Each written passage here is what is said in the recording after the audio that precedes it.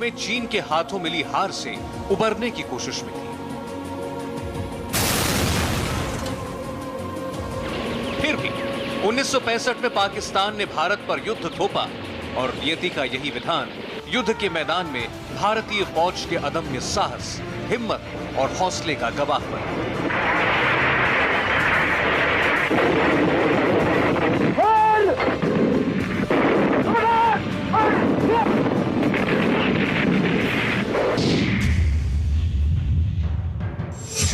5 अगस्त 1965। 5 अगस्त 1965 को पाकिस्तानी फौज कश्मीर में घुस गई। पाकिस्तान के उकसावे के बावजूद कश्मीरी आवाम ने बगावत नहीं की। 10,000 आदमी उसने कश्मीर में इन्फिल्ट्रेट किए। उनका मकसद था बगावत कराना, विद्रोह कराना, लेकिन भेजे उसने पंजाबी और कश्मीरी लोगों को उनकी भाषा तक नहीं आती थी। उन्होंने उनकी मदद करना तो दरकिनार उनके खिलाफ रिपोर्ट दे दी भारत की फौज को, भारत की पुलिस को, और हमारी फौज ने इन लोगों के ऊपर हमले किए, तितर बितर कर दिए सारे कॉलम। लेकिन कड़वी सच्चाई है कि भारत को इस घुसपैठ की भनक करीब हफ्ते भर बाद लगी, और वो भी स्थानीय लोगों के जरिए। इस घुसपैठ से दिल्ली से श्रीनगर तक हड़कंप मच गया, लेकिन तब तक पाकिस्तानी फौज ने कश्मीर घाटी के तिटवाल, उरी और पुंछ पर कब्जा जमा लिया था।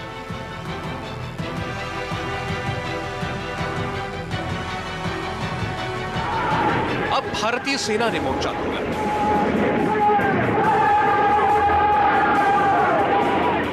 अगस्त 1965 को भारतीय फौज पाकिस्तान अधिकृत कश्मीर के 8 किलोमीटर अंदर दाखिल हो गई और उसने अहम हाजी पीर दर्रे पर तिरंगा लहरा दिया।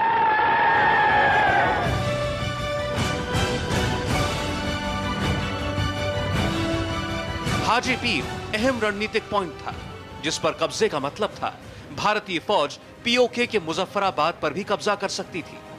भारतीय फौज के इस पराक्रम से पाकिस्तानी सेना में हड़कंप मच गया और उसने नई रणनीति के साथ भारत को जोरदार जवाब देना शुरू किया।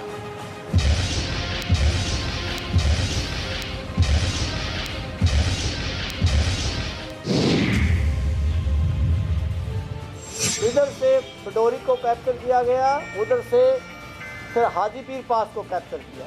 बहुत सारे लोग शहीद हो गए इस लड़ाई के अंदर, काफ़ी कैजुअल्टी हुई।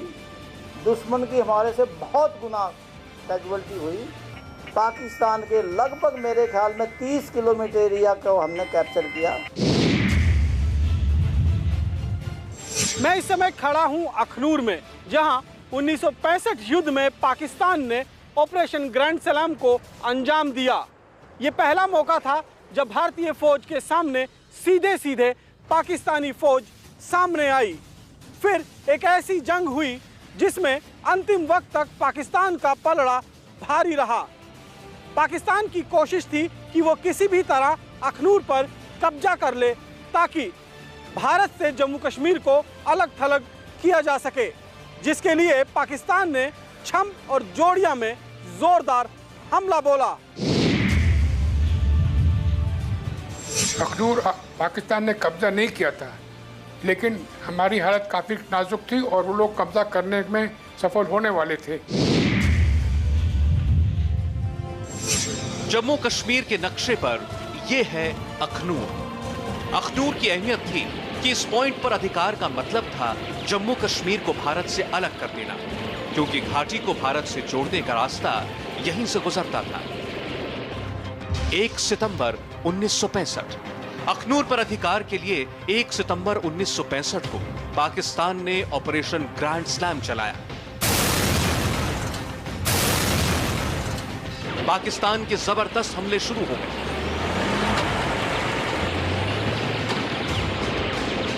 इन हमलों का मकसद था कश्मीर में भारतीय सेना की रसद और दूसरी जरूरी सप्लाई को बंद करना।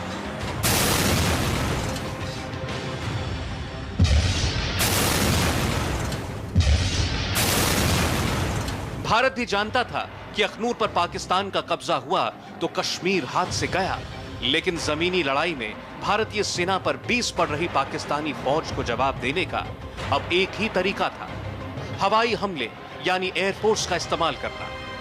ये वो दौर था जब हवाई हमले मैदानी जंग में आखिरी विकल्प होते थे।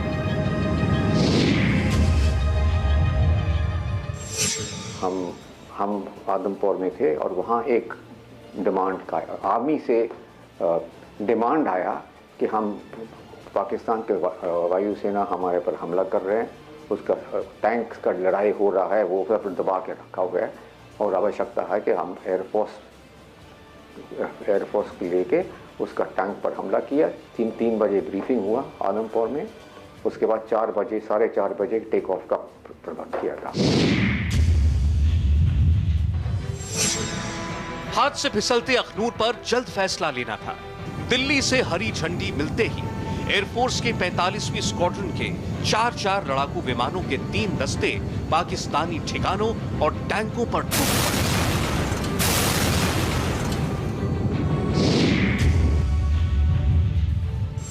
जब लड़ाई शुरू हुआ हम वहीं से ऑपरेट करते थे, कभी शाम जाते थे, कभी अमृतसर की तरफ जाते थे, कभी फिरोजपुर जाते थे। हमारा बीच में होने की वजह से हम दोनों तरफ जाते थे। लेकिन निदान उल्टा पड़ा। पाकिस्तान ने श्रीनगर और पंजाब पर हवाई हमले शुरू कर दिए।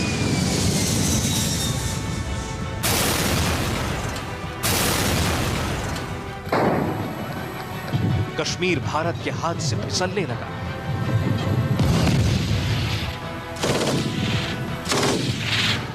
तभी पाकिस्तान ने एक ऐतिहासिक गलती कर दी और अखनूर पर कब्जे की बाजी पलट गई। पहली गलती, 12th इन्फेंट्री डिवीजन के मेजर जनरल अख्तर हुसैन मलिक को उन्होंने बदल दिया। उनकी जगह आए 7th इन्फेंट्री डिवीजन के याया खान। बस यहीं पर भारतीय फौज को मौका मिल गया और उन्होंने इस अखनूर में अपनी मजबूती फिर से कायम कर ली। बेशक पाकिस्तान अखनूर पर अधिकार नहीं कर पाया, लेकिन कश्मीर कब तक भारत के कब्जे में रहेगा, यह सबसे अहम सवाल था।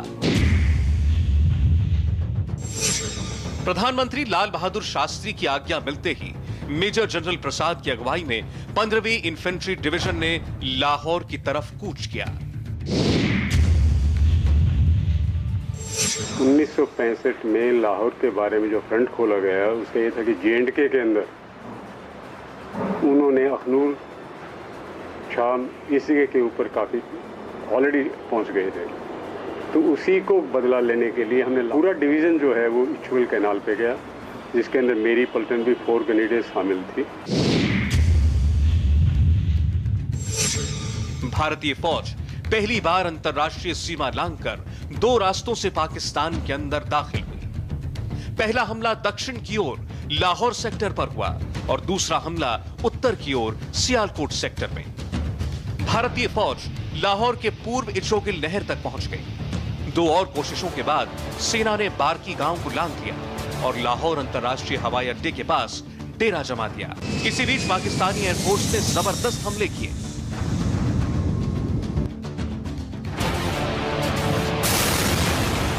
इस अफरा तफरी में फौज के कमांडरों को पता ही नहीं चला कि सेना की मुट्ठी में लाहौर आ चुका है।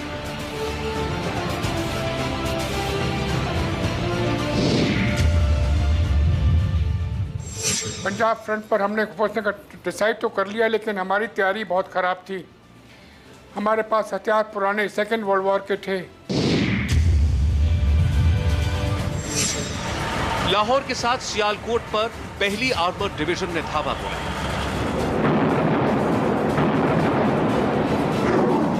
इस डिवीजन को पाकिस्तान के चाविंडा में पाकिस्तानी फौज की आर्मर्ड डिवीजन ने रोककर पीछे लौटने पर मजबूर कर दिया।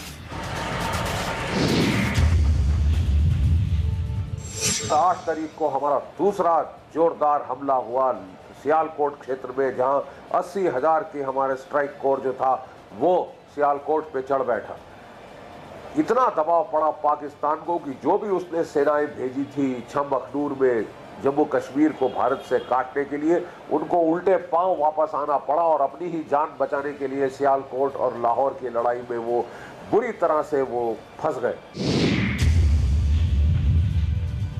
यह है भारत और पाकिस्तान के बीच अटारी बॉर्डर। यह एक इंटरनेशनल बाउंड्री है।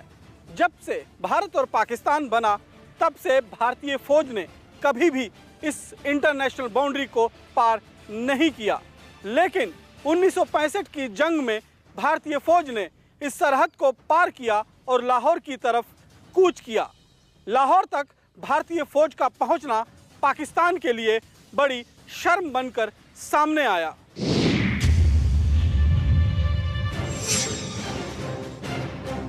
भारत अंतर्राष्ट्रीय सीमा लांघेगा और लाहौर के करीब पहुंच जाएगा, ये पाकिस्तान के राष्ट्रपति अयूब खान के प्लान में कभी शामिल ही नहीं था। अयूब खान और पाकिस्तानी फौज अब समझ चुके थे कि भारत से जमीनी जंग लड़नी पड़ेगी। मुश्किल ये थी कि वो भारत को एक मोर्चे पर उलझाना चाहते थे, लेकिन सितंबर के दूसरे हफ्ते में जंग 3 अहम मोर्चों पर लड़ी जा रही थी। लाहौर, सियालकोट और कश्मीर। कश्मीर में पाकिस्तान मजबूत स्थिति में था, लेकिन लाहौर पर करीब करीब कब्जा कर चुकी भारतीय सेना अनिर्णय, अस्पष्ट लक्ष्य और रणनीति के अभाव का शिकार हो गई। पाकिस्तान ने भी भारत के वार का बदला पलटवार से करने की रणनीति अख्तियार कर ली। लाहौर और सियालकोट पर हमले से पाकिस्तान बौखलाया तो उसने 7 सितंबर 1965 को स्पेशल सर्विस ग्रुप के 135 कमांडोज को भारत के हलवारा, पठानकोट और आदमपुर एयरबेस पर उतार दिया। पाकिस्तान को इस दुस्साहस की बड़ी कीमत चुकानी पड़ी। इस हार का बदला लेने के लिए पाकिस्तान ने एक नया दांव चला। 8 सितंबर 1965 लाहौर और सियालकोट पर हमले से दिल मिलाए पाकिस्तान ने भारत को जवाब देने के लिए ऑपरेशन वाइंड अप शुरू किया।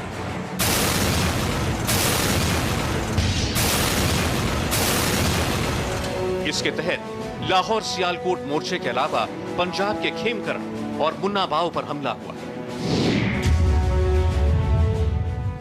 सबसे बड़ा खतरा हमें जो लाहौर की तरफ से था, पैटर्न टैंक्स जो पाकिस्तान आर्मी ने अमेरिका से ले लिए थे।